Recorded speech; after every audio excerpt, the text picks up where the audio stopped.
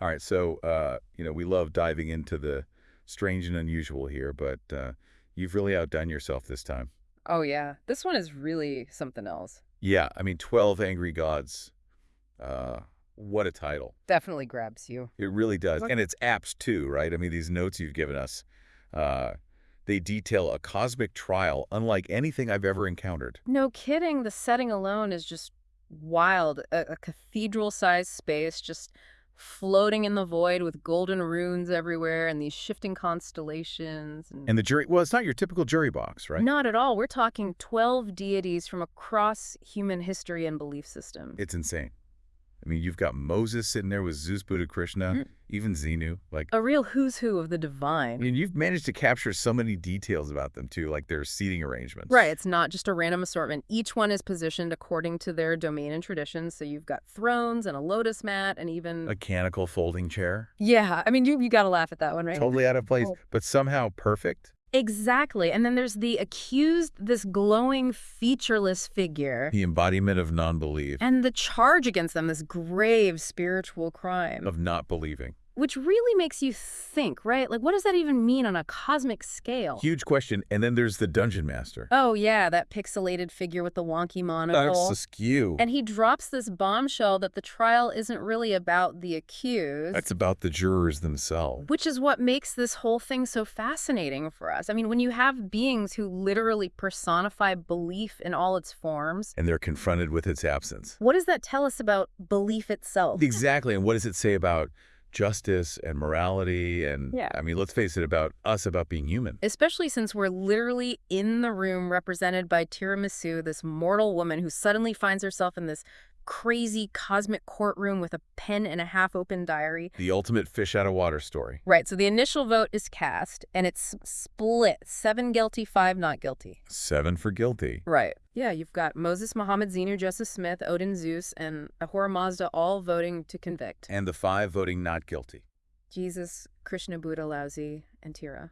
Interesting. So our listener proxy is already going against the grain. It seems that way, and the reasoning behind the guilty votes is pretty telling. Yeah, I mean, Moses, it's no surprise he goes straight to the commandments. Right, thou shalt have no other gods before me. The ultimate divine law. Establishes that order, right? Exactly, and Muhammad sees belief as the sacred covenant, so rejecting that covenant is a fundamental betrayal. And then you have Xenu, Oh yeah, always bring in the drama. galactic overlords, suppressed memories, spiritual trauma. You gotta admire his creativity. And then there's Joseph Smith, who sees faith as this essential guiding light. Without it, you're lost in darkness. Interesting perspective. What about Odin? Odin's all about loyalty belief as allegiance to the divine. So compassion without loyalty is weakness. That's the gist of it. And then there's Zeus. The king of the gods. Yeah, but he seems pretty bored by the whole thing. Like, it's obvious the mortal is guilty. Divine impatience. I guess even gods get tired of human complexities. Makes you wonder. And then there's Ahura Mazda, who sees non-belief as this deliberate turning away from righteousness. Rejecting the duality of good and evil. That's his take. Yeah. So, yeah, a lot of different justifications for that guilty vote. But the not guilty side is just as interesting, right? Absolutely. Jesus, predictably, puts love and compassion above everything else. So basically, kindness trumps formal belief. You could say that, and Krishna brings in the idea of wandering, like maybe this mortal is just on a journey. Finding their own rhythm. Right, not rejecting the dance, just haven't found their place in it yet.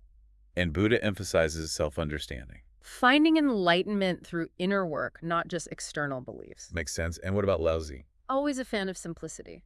Laozi points to the Tao, that natural order that flows beyond any doctrines. So not believing in a specific God doesn't mean you're disconnected from the universe. Exactly. It's a much broader perspective. And then there's Tira, whose vote is driven by pure human intuition. It just feels wrong to judge someone for not believing. That gut feeling that something's off, even when surrounded by divine authority. Powerful stuff. All right, so the deliberations continue and things start to shift a little. Yeah, Jesus' message of love really resonates with Ahura Mazda. He actually changes his vote to not guilty for a bit. Really? Shows that even seemingly rigid moral frameworks can be swayed by compassion. That's hopeful. And then you have the Eastern philosophies starting to influence things. Right, Krishna's analogy of the dance and Buddha's focus on kindness as a form of awakening. That actually convinces Joseph Smith to switch to not guilty. It does, and for a moment we have a tie. A deadlock among the gods. But it doesn't last. Of course not. Moses brings everyone back to the side of divine law. Right, order over chaos. And Muhammad reinforces that with the unyielding nature of the covenant. So those foundational doctrines, they really hold sway. They do. And then you have Odin talking about the weight of choices and Zeus just wanting to get the whole thing over with. Creating this pressure to conform. Even among the gods, social dynamics can influence judgment. Makes you think until we get to the final vote before Tira steps in 11. Guilty one, not guilty. So she's completely alone. It seems that way, but here's the thing. She doesn't back down.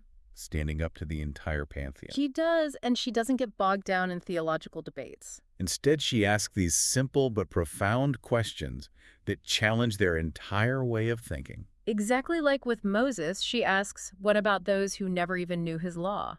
Right. What about all the people who lived and died before his commandments were revealed? A huge chunk of humanity. Makes you wonder about the fairness of it all. And then with Muhammad, she points out that you can't break a promise you never made. How can you be held to a covenant you were never aware of? It challenges that whole idea of divine contracts. And with Odin, she reframes silence as intellectual humility. Not knowing everything, not having all the answers. It's a different kind of strength and knowledge. And then she takes on Zeus, directly asking, what's the point of creating all these lives if they're so easily dismissed? Bold move. Right. It is, but it gets to the heart of things like, do individual lives even matter in the grand scheme of things? Such a human question to ask. And then her comment to Ahura Mazda about shadows on the path to light. That there's always going to be darkness, even when you're striving for good. It's about recognizing the complexities of human experience. No easy answers. Right.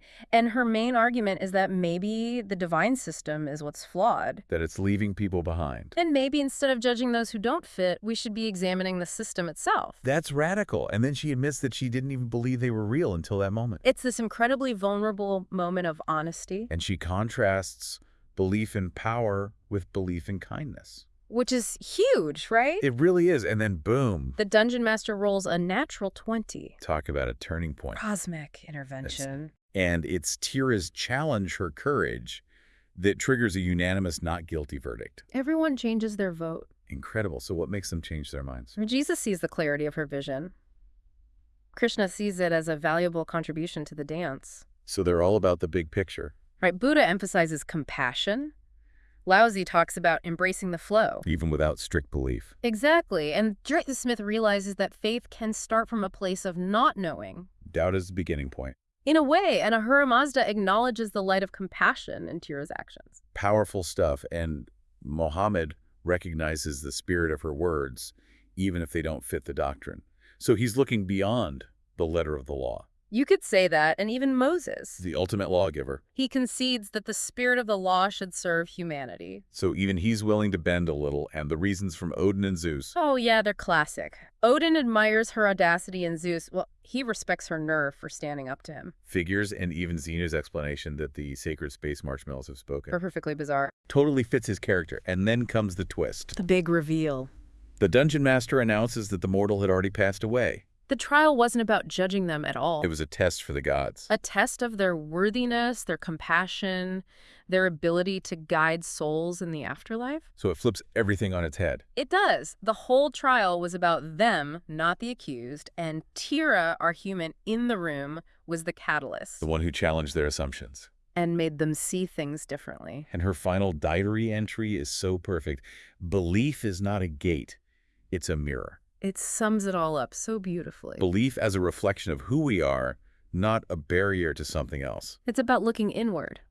So what does this all mean for us, for our listeners? Right. I mean, these notes you've shared with us, they offer such a unique perspective on belief and doubt and justice. Even the gods struggle with these questions. They do. So how do we as humans navigate the unknown? Especially when the answers aren't always clear. It's something to think about, isn't it? It really is a lot to unpack from this deep dive. Definitely makes you look at things a little differently. For sure. Thanks for bringing this one to us. It's been a wild ride. Yeah, thanks for diving in with me. And to our listeners out there, keep questioning, keep exploring. And as always, thanks for listening. Absolutely. Until next time. Yeah.